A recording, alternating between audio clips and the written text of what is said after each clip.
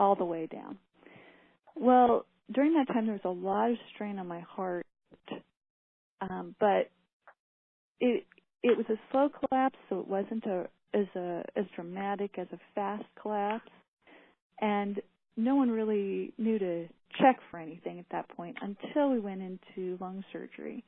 Whenever you're going to go in for surgery, they always do like EKGs or ECGs, and then that usually will see if, it sort of be a trigger to figure out if you have any sort of a worse heart problem, essentially. So that's where it was discovered that I actually had several heart problems. I had a bundle branch block, and I can't remember which one it is. It's the less severe one. I had that, and then it looked like I had a mitral valve prolapse or mitral valve regurgitation in it. So I had that confirmed with one of those, I want to say ultrasound, where they put the an echo, right? Echocardiogram. Yes, and so they do that, and they can actually see. But let me ask you something. Uh-huh. So you said mitral valve prolapse or regurgitation. Do you know which one, or was it both? It was both. Okay. So, all right. Yeah. It was mild at the time after I got the surgery done. Mild, but I was told it would probably worsen. Like you, I was told that especially since I already had this disorder where my lungs collapsed, I was told I probably had what's called Marfan syndrome. Now, I never got genetically tested for it, and now I believe it's probably more likely it's Ehlers-Danlos. But again, I haven't bothered to get that tested. However, those are two connective tissue disorders where a person can be prone to spontaneous lung collapses, extreme flexibility in joints, and then this type of heart problem. A mitral valve prolapse that can turn into regurgitation, and that can also that will generally worsen as you grow older, actually. So I'm thinking, this is horrible, which is what you must have encountered too, I would imagine. And I happened to have a friend who had this, and she's a year older than me, and she'd already been feeling symptoms of it. She had stopped being able to exercise as well, and she used to be a runner. She would tell me the different things that she had been going through, and it was very strange to find out that I had basically the same thing. So, that's when it was all discovered, all in conjunction with all these lung collapses, and then the rough diagnosis, but without confirmation, of the genetic disease or genetic disorder, Marfan syndrome.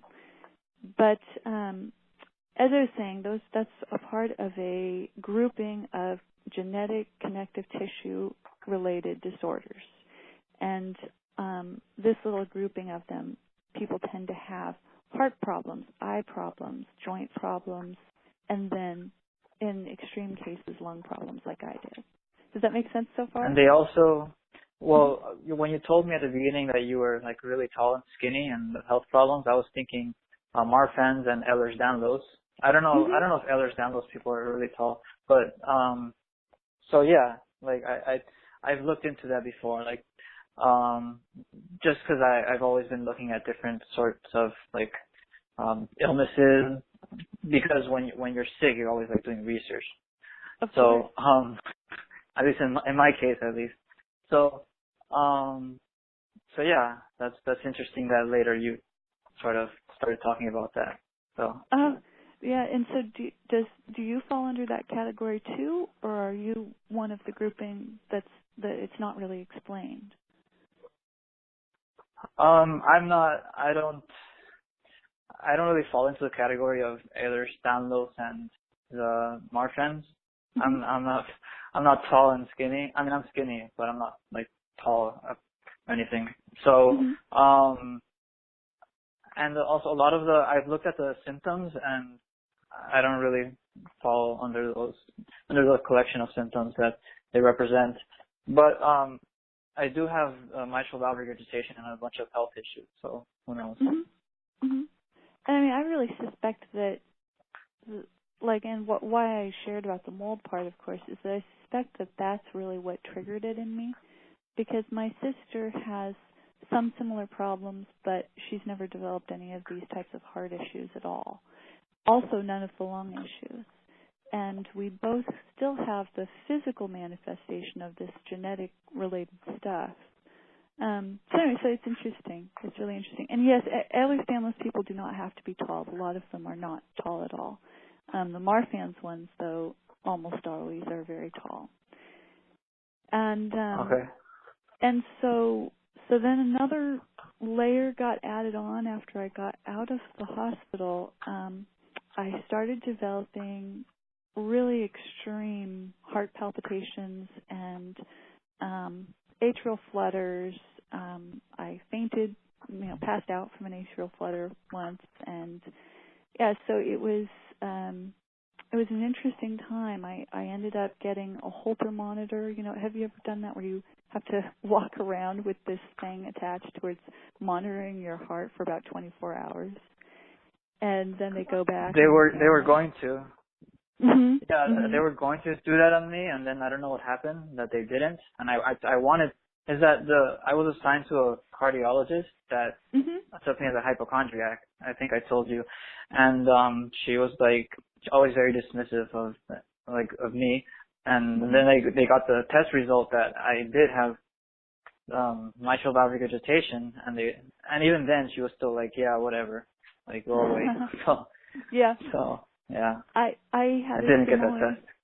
Similar sort of experience. I really had to push even to get the Holter monitor, and yes, and so in the end they just determined that I basically had several different types of heart glitches, plus of course the mitral valve issue.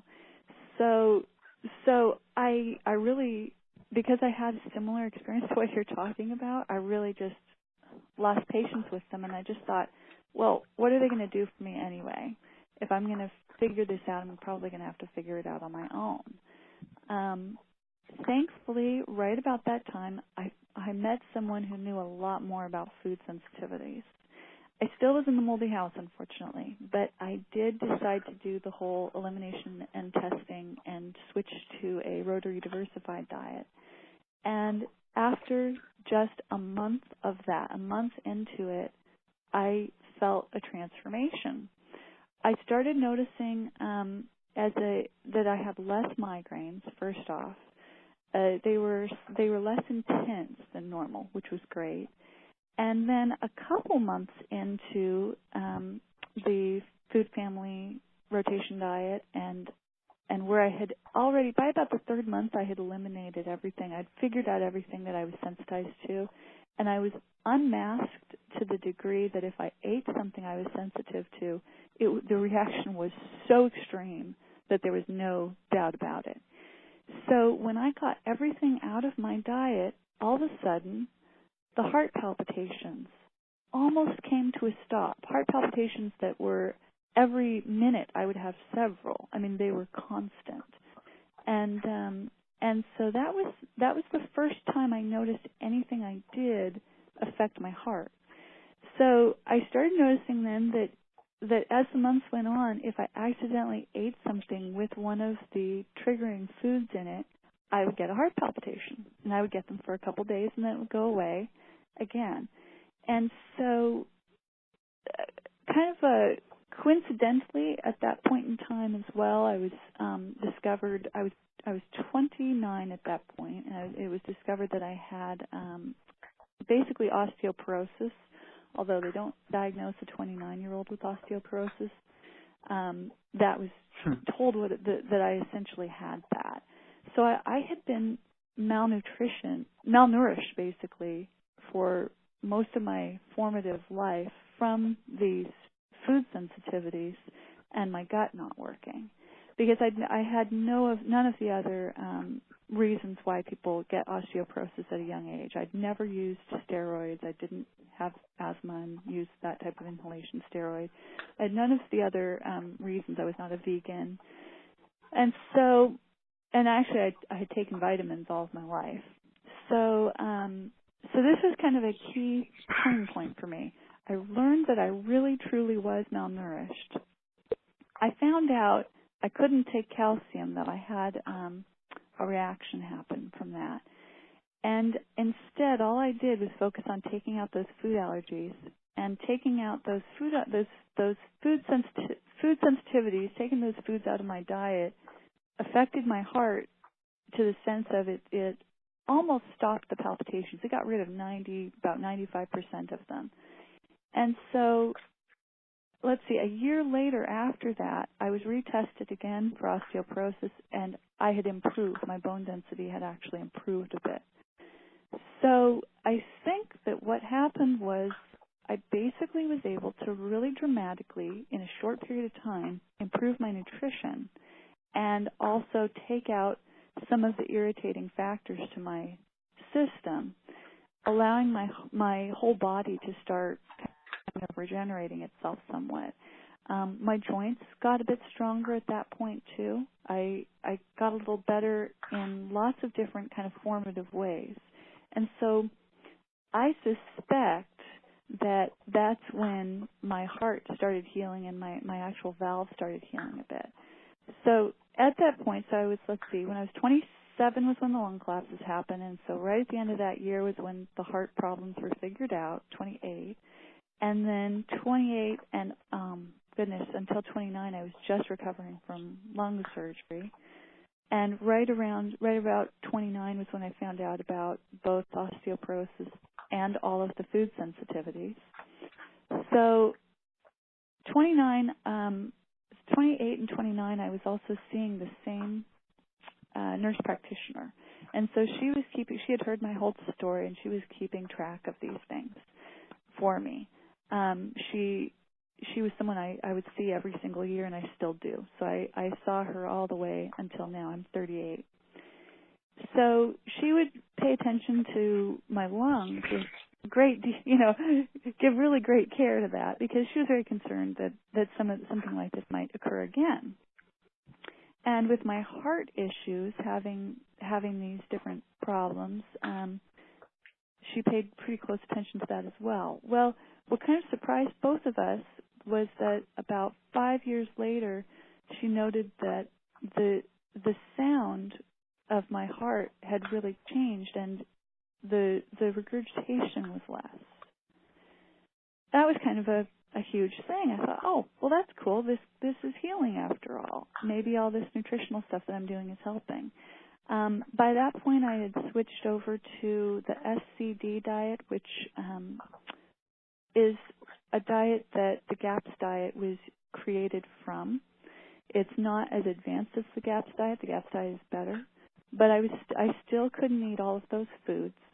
And I was trying to figure out a way to heal from that.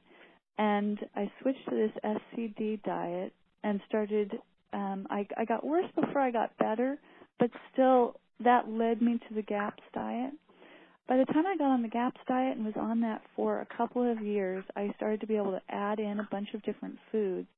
And that's when, that would probably be 8 years after then this diagnosis with this lung and heart problem. That was about when my nurse practitioner said, the next time I saw her, said, if I didn't know your history, I would not be able to tell that you had this problem at all. So she said, so someone else examining you now would not be able to tell you had the mitral valve problem.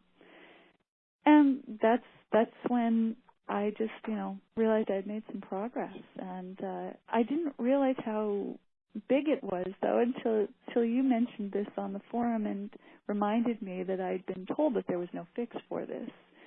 But apparently there can be. So I believe it was the nutritional healing that really did it. And the point, let's see, right at that very last point, where the last time I saw her was right after I got out of the mold exposure. Getting out of the mold exposure ended the rest of my palpitations finally. The few trace ones that happened went away completely after that. And I definitely feel better gut-wise, even though my gut was